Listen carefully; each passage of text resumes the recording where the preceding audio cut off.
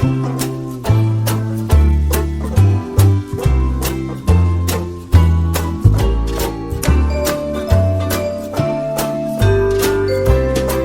Friends, எப்போவும் பூரி சப்பாத்திக்கு எல்லாம் ஒரே குருமா வச்சு ட்ரை பண்ணுறீங்களா? கொஞ்சம் டிஃப்ரெண்ட்டாக க்ரீன் குருமா எப்படி வைக்கிறதுன்னு பார்க்கலாம் வாங்க. மிக்சியில் அரை மூடி தேங்காய் சில்லை ஆட் பண்ணிக்கோங்க. அப்புறம் 3 பச்சை மிளகா, காரத்துக்கு ஏற்ற மாதிரி உங்களுக்கு எவ்வளோ தேவையோ ஆட் பண்ணிக்கோங்க. அப்புறம் சோம்பு, கசகசா, கொஞ்சமாக மிளகு, இப்போது புதினா, கொத்தமல்லி, கருவேப்பிலை ஆட் பண்ணிக்கோங்க. ஆட் பண்ணிவிட்டு இதை ஃபைன் பேஸ்ட்டாக அரைச்சி வச்சுக்கோங்க. அண்ட் அரைச்சிட்டு இப்போ ஒரு குக்கரில் ஆயில் ஆட் பண்ணிக்கோங்க.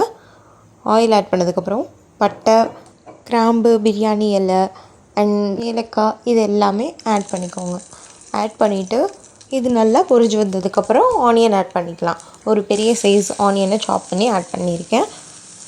அதுக்கப்புறம் உப்பு ஆட் பண்ணிவிட்டு நல்லா டீப் ஃப்ரை பண்ணிவிட்டு கொஞ்சமாக கருவேப்பிலை, அப்புறம் ஒரு பெரிய சைஸ் தக்காளி ஆட் பண்ணியிருக்கேன்.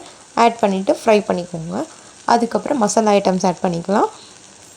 மல்லிப்பொடி 1 ஸ்பூன், மிளகாய் பொடி 1 ஸ்பூன் ஆட் பண்ணிக்கோங்க. அப்புறம் இப்போ நம்ம அரைச்சி வச்ச க்ரீன் பேஸ்ட்டை ஆட் பண்ணிக்கலாம். ஆட் பண்ணிவிட்டு நல்லா மிக்ஸ் பண்ணிவிட்டு ஒரு டம்ளர் கிளாஸ் அளவு தண்ணி ஆட் பண்ணிக்கோங்க.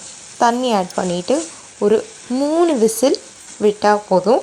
3 விசிலுக்கு அப்புறம் எடுத்து பார்த்திங்கன்னா உங்களுக்கு க்ரீன் குருமா ரெடி. அண்ட் இது எல்லாத்துக்கும் வச்சு சாப்பிடலாம். இட்லிக்கு கூட வச்சு சாப்பிட்லாம். பூரிக்கு வச்சு சாப்பிட்டிங்கன்னா அவ்வளோ டேஸ்ட்டாக இருக்கும். நீங்களும் இந்த மாதிரி செஞ்சு பார்த்துட்டு உங்கள் கமெண்ட்டை ஷேர் பண்ணுங்கள். அண்ட் மறக்காமல் நம்ம சமைக்கலாமா வாங்க சேனலை சப்ஸ்கிரைப் பண்ணி மறந்துடாதீங்க. தேங்க்யூ.